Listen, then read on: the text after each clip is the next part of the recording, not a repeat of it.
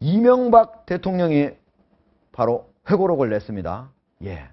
그런데 그 내용 보면은 현직 박근혜 대통령을 여러 가지로 반박하고 그동안 박근혜 대통령이 했던 얘기들을 아주 비꼬고 이런 얘기들이 많이 나왔어요. 어떻게 보셨어요?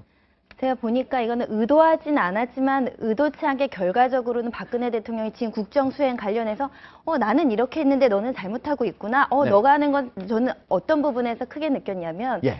그 외국에 가서 영어로 왜 그 프레젠테이션 하지 않습니까? 네. 그거는 제3 어떤 개발도상국이나 이런 데나 영어를 쓰지 선진국은 자기 모국에 대한 어떤 자긍심으로 모국어로 발언을 한다는 거죠. 네. 우리 박근혜 대통령님 영어로 말씀하셨거든요.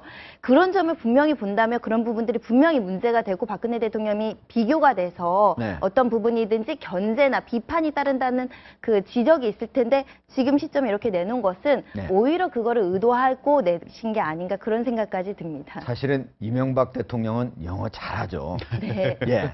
그런데 자기는 안 했는데 후임 대통령이 하니까 그것도 약간 겨냥해서 한 말이 아닐까 이런 생각이 그걸 뭐라고 드는데. 했냐면 그 제3국가 못 사는 나라에서나 가서 영어를 쓴다. 잘 살고 뭐 좋은 나라들은 모국어로 얘기한다. 곧 우리 대통령님의 어떤 생각이 후진국 못 사는 사람들이라는 말밖에 되지 않기 때문에 이 책은 굉장히 논란이 될 수 있을 것 네. 같습니다. 그런데 우리가 가장 지금 관심이 드는 부분은 세종시 부분이에요. 네.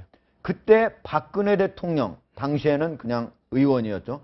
그때 왜 박근혜 의원이 그거를 극렬하게 반대를 했을까 하는 부분에 대해서 네. 이명박 전 대통령이 자기 나름대로 해석을 한 게 있어요. 네. 뭐라고 했습니까? 이 자서전을 이제 읽어보면 결국은 정운찬 당시 총리가 네. 세종시로 이전하는 부분에 대해서 뭔가 수정을 해야 된다. 그래서 세종시로 이전하는 것은 전 부처가 가서는 안 되고 국가 운영의 효율성을 생각을 해서 교육과 과학에 한정된 부처만 이전을 해야 된다라고 얘기를 했었는데 박근혜 대통령이 거기에 대해서 반대를 했죠. 국가라고 하는 것이 이랬다 저랬다 해서는 안 된다. 한번 결정이 났으면 가야 된다. 예. 그게 국민에 대한 신뢰고 그 신뢰가 오히려 효율성의 기초다라고 얘기를 해서 결국 국회 이 상정된 세종시 수정안에 대해서 부결을 하는데 박근혜 대통령이 주도를 했었고 네. 근데 그와 관련해서 이번 이제 이명박 대통령의 책자에 보면 박근혜 대통령이 정운찬 총리가 대선 후보감으로 부각되는 것에 대해 지나치게 민감했었던 것 같다. 그래서 그걸 의식해서 박근혜 대통령이 극렬하게 반대를 한 것으로 본인은 본다. 예. 이런 취지의 내용이 이 책에 들어가 있다고 합니다. 그러니까요. 그때 그러면 박근혜 의원은 네.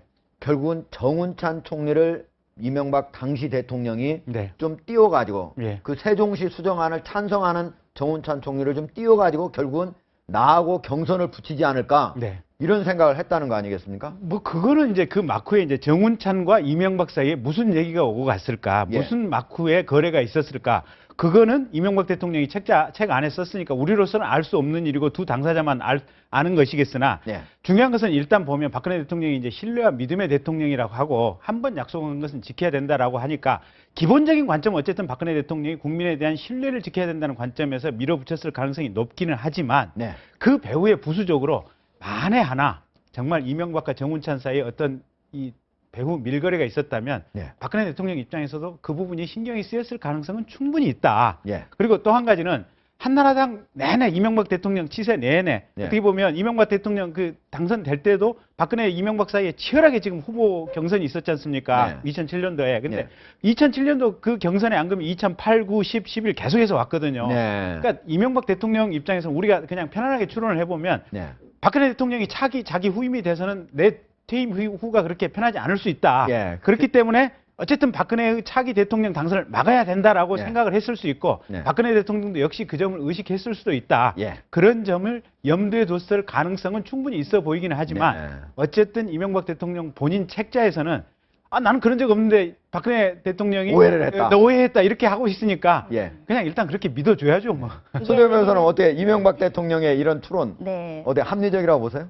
뭐 당시의 국정 운영에 대해서 제일 잘 알고 있었고 정치 역학계의 힘의 싸움에 대해서 잘 알고 있었으니까 그런 의혹도 있었을 것이고 그런 생각을 하실 수 있는 가능성은 있다고 보는데 예. 저는 이것이 굉장히 부적절하다고 생각하는 게 어느 지점이냐면 말씀하셨다시피 현직 대통령과 전직 대통령의 기싸움이 정말 싸움을 걸었다. 예. 어떤 생각이냐면 박근혜 대통령이 이렇게 세종안 수정원을 부결시키고 반대를 했던 목적은 원칙을 강조하고 국민 대통합을 목적으로 해서 이걸 반대하고 토론까지 하셨던 분이시란 말이에요. 근데 이 시점에서 그 전직 대통령이 그것은 순수한 목적이 아니었다. 오히려 자신의 어떤 정치적인 목적, 대권을 위한 야망 때문에 그런 어떤 허울 포장은 그렇지만 본심은 이렇게 했다라고 적나라하게 지적을 한 거죠. 이거를 박근혜 대통령이 들은다면 어머 내 본심이 들켰나? 라고 생각할 수도 있고 국민들은 그런 의심을 할 수도 있는 거죠. 아 이게 국민 대통합과 원칙대로 고수하는 그런 어떤 국민에 대한 어떤 신뢰의 문제가 아니라 어떤 그 안에 있는 모종의 합의, 모종의 정치적인 목적으로 해서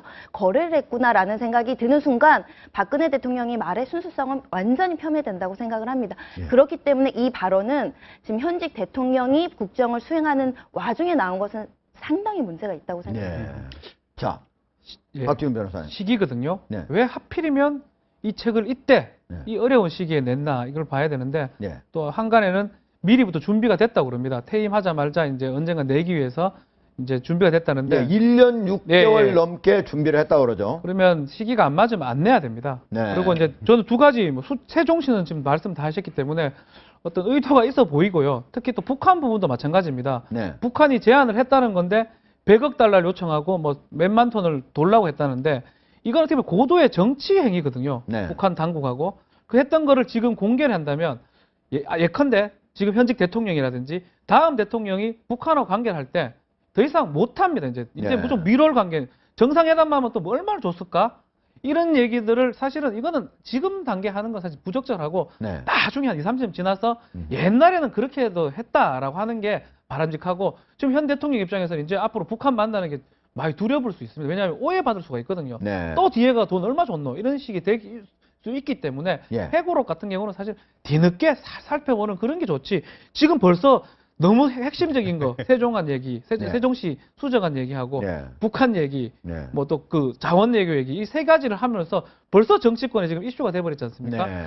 조금 부적절해 보입니다. 근데요, 어쨌든 예. 저는 이 책을 보면서 모르겠어요. 그러니까 제 평가나 판단이 틀렸을 수는 있지만 네. 이 최소한 세종시 수정안 관련해서 박근혜 대통령에 대해서 이제 뭐라고 네. 얘기했던 기술한 이명박 네. 대통령의 이 얘기가 저는 상당히 거짓말일 가능성이 높다. 네. 아니 제가 대통령이라고 하더라도 예. 저랑 정적 관계에 있고 굉장히 껄끄러운 사람이 차기 대통령이 될지도 모른다. 네. 저라면 밟아버리겠어요.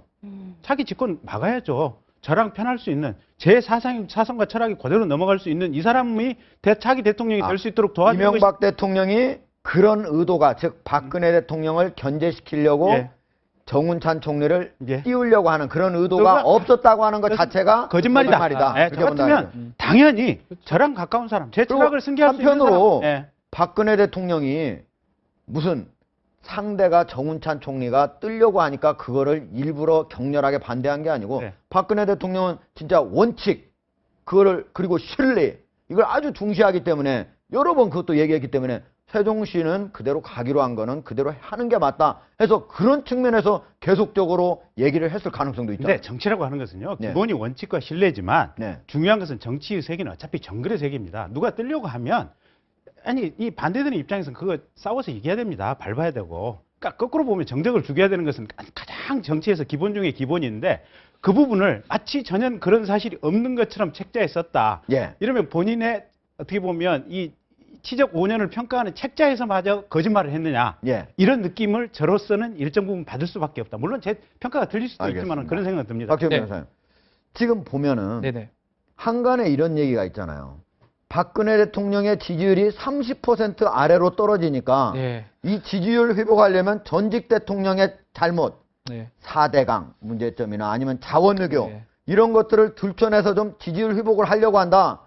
이런 얘기가 있으니까 이명박 대통령도 이때 나도 좀 반박을 해야 되겠다 이런 생각을 하지 않았을까? 그러니까 타이밍이라는 겁니다. 예. 하필이면 이때 또 4대강 문제나 자원외교는 지금 특조위가 구성이 돼 있거든요. 네. 곧 조사가 시작돼야 될 부분인데 그거에 대해서 뭐 몇 페이지를 안 적었대요. 그 대신에 뭐 왜 2년밖에 안 됐는데 왜 이렇게 평가를 하느냐 이 정도만 적어놨다고 그러는데 네. 이 얘기를 하는 것 자체가 자기 변호나 방어를 하기 위해서 책을 낸다는 그런 의혹을 보일 수밖에 없거든요. 네. 왜 하필이면 이 시점에 이 지지율에 대통령이 할 것 같으니까 하는 게 방어하는 차원에서 쓴 게 아닌가, 아니 출판한 게 아닌가. 이런 그래서요, 얘기입니다. 실제로 네. 개월 전부터 무슨 언론계에서 무슨 얘기가 돌았냐면 예.